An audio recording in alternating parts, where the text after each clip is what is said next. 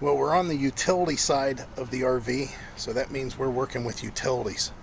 And the utilities in this case is water. Still something that we're dealing with on some level. We've pretty much solved it, but we're upgrading. So let me show you what we got. Let me show you the problems with what we got, what's happening with it, and let me show you the solution, which is more important. What have you been up to? I've been riding on a daydream.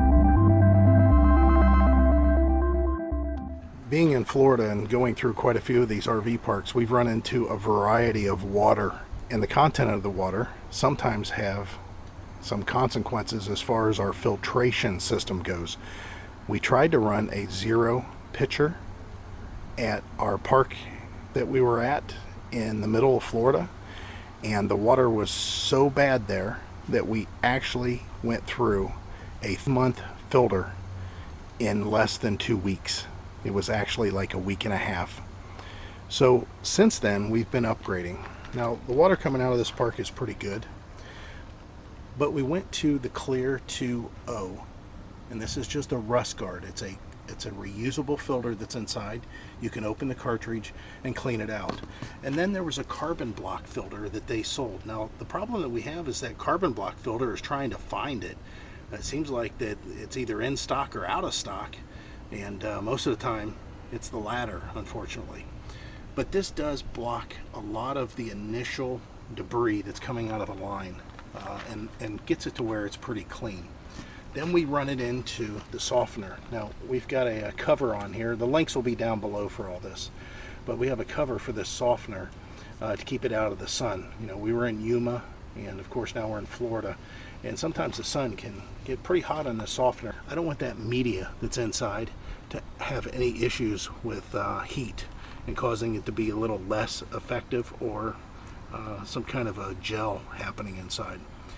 Now the reason that we have that right after these filters is because for this softener to really work at its fullest, you should have it at the higher pressure. You know, every time you add a filter to the system or a hose to the system, you're going to knock down your pressure, your flow a little bit. So we wanted to see the most amount of flow, but we did want it to be protected a little bit, and that's done a pretty good job. Now last year in March, when we were at this very park, we had ClearSource deliver us this 3 filtration system, and we were doing very well with this system, all except 2 things. One, whenever you're trying to loosen and take the hoses off of here, you can see that one spins. Well, that means I have to have a wrench for that. The only way I can disconnect those two is a wrench. I mean, I can try to hold it with my hands, but because this is dissimilar metal, this is like an aluminum, I have a hard time with that sticking. So there's that. And then of course on this side, the same thing is dissimilar metal, and as you can imagine, I've got salt that's being introduced. You know, that's how you clean these things. But just the water in general is caustic and cause it to where it hangs up. So normally what we have to do is always keep a couple of hoses connected, and I had to buy a couple of short hoses. You can see here's a short hose here that stays on the softener, and then this short hose here, and this stays on the softener. We disconnect it there, and we disconnect it up here. Get this out of the way, and then we just hook those two together when we transport. So there's the second problem, and it's the transport problem. This is not light.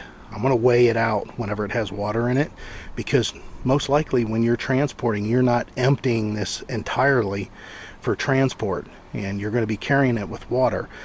Now as far as bigger filters on there, you think that the micron, how far it filters things down, would be pretty considerable. It is. It's about a half a micron. That's not bad, but all those things that I talked about, the connecting and disconnecting of the hose with the dissimilar metals causing a problem, all the weight that's involved with this. Not only that, but all the size. That's actually another reason, the size of it in general. Trying to find a place to keep it when you're transporting it, or even when you have it outside here. That's another problem. I see people that mount them on the bumpers and do all kinds of crazy stuff because there's really no place to put it. And then of course the micron level not being as low as you would like. That and the cost of the replacement filters, not crazy, but I have something that is smaller, lighter, easier to connect, actually looks better, easier to transport, easier to store, has smaller filters, has least expensive filters. The filters are actually cost less, and their filtration level is actually higher than this one. So what is this magical device? Let's go look at it. Okay, here it is. This is from a company. It's called Blue Technology. They contacted us. This was sent to us for free to try out, just like the other one was. And so far, everything that I've seen about this is just a step above. Now, I don't want to put heads, loggerheads. I don't want it to be head-to-head type situation, because I'm sure somebody will come up with some reason they think that this one is superior to that one, which we're probably going to do quite a bit, but they're also going to say it's inferior to that one for whatever reason. I'm going to have to test that out to find out. So what's the biggest difference between this one? Well, it knocks out a bunch of the stuff that the other one doesn't, because even though these filters are a little bit smaller, it's in a much more smaller compact case. They actually filter about the same amount before you have to change the filters. There's very little difference there. Of course, if you're full timing, you might have to change a little bit more. You just got to monitor your water. You know when your water's starting to get a little crazy, that you might have to do something, you know, to change out your filters. But the size, the price of the filters are less. The way that this thing can be manipulated, I can't wait to show you guys that. So let's not wait. Let's open this up and show you. So here it is. Look at this. Whenever we were talking to the guys out at No Dirty Water, they kept on picking it up and moving it around, and I'm like, wow, that thing is so, I mean, aesthetically, this thing is just crazy nice looking. I mean, it's very, very nice looking. So what's the deal here? No Dirty Water. This is GoBlueTech.com. GoBlueTech.com. Gotta remember that. The 3 filters in here. They kind of got a little thing on the back here. I don't know if you notice. One says tasty, one says safety. That has to do with the micron and what it does as far as the filter, the design of the filter. But the size of this is so much smaller. Now you can see here, they've included some extra filters in our case because we were talking about replacing them a little bit sooner because of us being on the road. However, these filters have a much smaller micron overall. We got a 0.2 in here, micron, that takes care of a level that really makes a difference to your water. On a standard rust filter, like I showed you, that 5 micron, that rust filter, all that does is just sediment. That's it. That's the one that goes on the post. That's the one we have on the post. We bought that. We did a review on that in the past. The next filters, all the filters that we have on there, before the water softener and after the water softener, the best that it can do is 0.5. That's a carbon block filter. Now what that takes care of is, of course, sediment. It also takes care of volatile organic compounds, iron, mercury, lead, arsenic. It does not take care of Giardia, Cryptopyranum. I don't even know if I'm pronouncing that right. It does not take care of E. coli. It does take care of cyst and chlorine, but not Legionella, viruses, and trace pharmaceuticals. This one takes care of all that except for chlorine and trace pharmaceuticals. That is a much higher level of filtration than we have had ever with the RV, other than when we were running that zero pitcher. And the thing is, with the zero pitcher takes out a lot of good ingredients that people need. Iron, some good salts that are needed for your everyday, just everyday body needs. This one here is the closest thing that I could see to a reverse osmosis without it being a reverse osmosis. Here's the problem with reverse osmosis on RVs. for every so many gallons that they filter, they actually lose and drain into your gray tank, a gallon. So let's say it does, and I'm just going to throw out a number there. Let's say it filters out 30 gallons. It may lose a gallon down the drain. Well, we can't have that going on all the time because we'll fill our gray tanks. If you're parked somewhere and you can just leave your gray tank open, then sure, get a reverse osmosis. That's the best way to go. A 5-stage, 6-stage, 7-stage reverse osmosis system. But portability, this is the way to go. Now they make so many of these. They make one that's a double filter. They make them to where they actually have 12-volt power sources on them to power them, so you can be boondocking and just literally take and throw a hose into the lake and pump lake water in, and it will clean it up to the point where it can be used. It can be usable water. So that's not this case. This is a pressurized system. This is the R3 pressurized system. This is for RV use. And again, look at the size. I mean, I'm very, very excited. I mean, if you just can wrap your head around what I've been experiencing, and that is lugging that big one around. That's done a pretty good job, but it's kind of like having to carry around your spare tire and move it every time you go RVing. You have to take it from somewhere and move it to somewhere. You need the spare tire just in case there's a problem, but you don't necessarily want to have to move it all the time. Well, it's the same with that water system that we had. Moving this, I don't even know. I think we can actually set this down inside one of our saddles, inside the pass-through storage here, and I might be able to leave it there. I mean, that's a good possibility. Okay, so one of the problems that I talked about on the other one was not only its size and its weight, which we can see this one is killer, but the fact that the filtration on this one is a little bit better. It covers roughly the same amount of gallons overall before you have to change the filters. It also has one other thing that is like a huge bonus, and that's the connecting and disconnecting. I don't know if you noticed it while I was talking to you, but these go on your hose. These go on the hose that you connect to from the water source, whatever the supply is, and they're quick connects. So you have a quick disconnect here and the same on the other side. So no longer do we have to keep the hoses with the unit. We can just disconnect it. So your garden hose is going to connect into one side of these. There's actually two pieces in here. So your garden hose is going to connect onto this. You can see it's a normal garden hose fitting, and then it's going to actually connect on this side too. So on this case, on this one in this case, your garden hose will then quick connect, and the same on this side, and that's it. You're ready to go. Okay, the other thing I want to point out is they give you this little, it's a spanner, I guess you could say. It's kind of a spanner, but that's to remove the filters on here. It's not the traditional plastic wrench.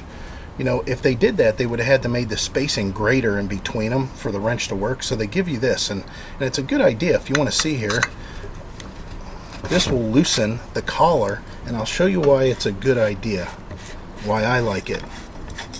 Whenever you're replacing your filter, the one thing that you got to be concerned with whenever you're putting your new filter on, listen to that, is it lining up? Is it lining up with the hole that's in the bottom? That one there? There's a little thing there. And is it lining up with this one up here? With this type of setup, once this canister is in place, you don't have to worry about if your filter is moving around whenever you are tightening it down. You just have to get it seated just like that. So now I know that I'm just going to position this the way it was, so I have the label out. And then you slide the collar on, and the collar will lock everything down without that filter moving. So as you tighten this up, you're going to be able to keep that filter in place where it needs to be, and you don't have to worry, did it spin, did the gasket twist? You don't have to worry about any of that stuff. Now normally that's not an issue. Those other type of systems have been in place for a long time, but this is just, I think, a better way of doing it. And then you just lock it in. Now you don't want to go crazy and He-Man this thing to the point where you're going to have an issue, but of course you don't want it to leak either. Okay, this is, again, a polycarbonate carbon frame. It's lightweight and it's really, really strong. And then, of course, you have aluminum that's in here. I think this thing could handle a little bit of a bash if you actually had to drop it, if you dropped it off something. So let's go ahead and get that other filter and put it side by side, get some weights out of these things. So you can see the size difference. This is all steel. So not only is it bigger, but it's made of heavier material. Now, a lot of people say, oh, that's good, you know, and yeah, it's durable. This is something that I could see maybe you do mount on the bumper if you want it to be out all the time. But I wanted to try to find a way to keep it secure, something that didn't look gaudy. And the other thing that was lighter. Again, one hand, you can see me pick this up, weighed with water in it. We're talking about 18 pounds. That's it, just 18 pounds. What do you guys think this one is? What do you think it is whenever it's got water in it and I'm moving it all the time? And we don't even have the hoses hooked up to it. The hoses added a little bit extra. But how much do you think this weighs? How about you add 20 pounds to this number? This is 38 pounds that you got to move around. Who cares? 38 pounds. Listen, our RV, you add 38 pounds of this, you add a generator that's 100 pounds, you add a grill that might be 30 pounds. You just keep on adding, and then all of a sudden you're pretty heavy. I mean, look, you've seen me pick this one up, right? I mean, I can't do that with this. Yeah, there we go. There you go. I can pick it up with one hand, but it's heavy. It's definitely heavy. And the size of us trying to store it, you know, we always have to have a place inside the RV somewhere for it.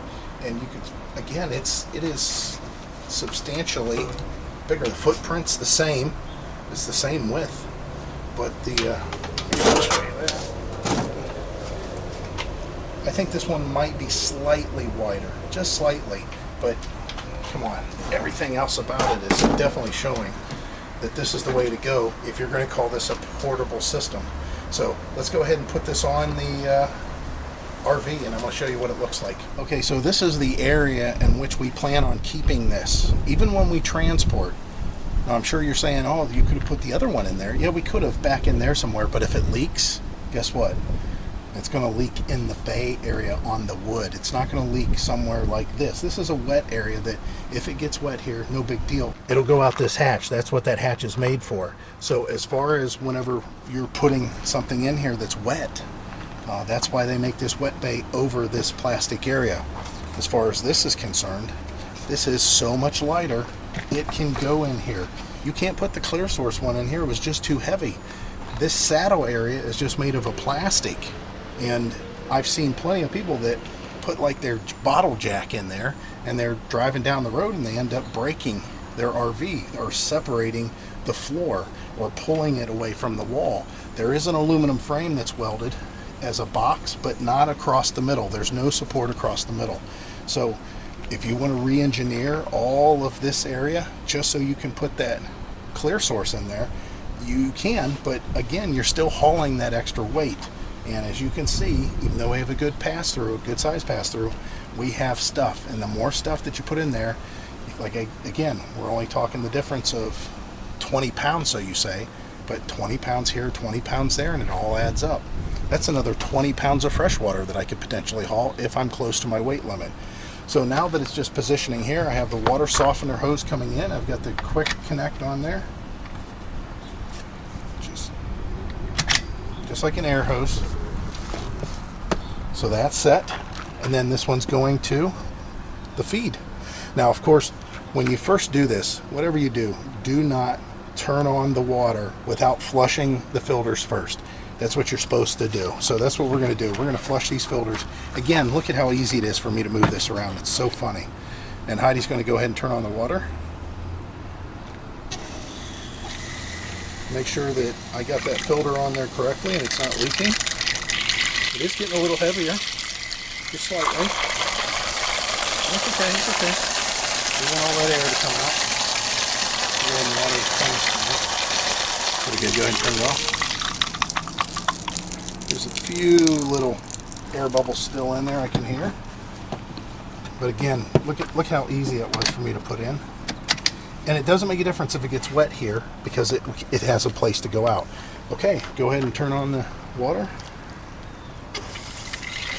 We got a little bit of a leak. It could be that it just needs to seal.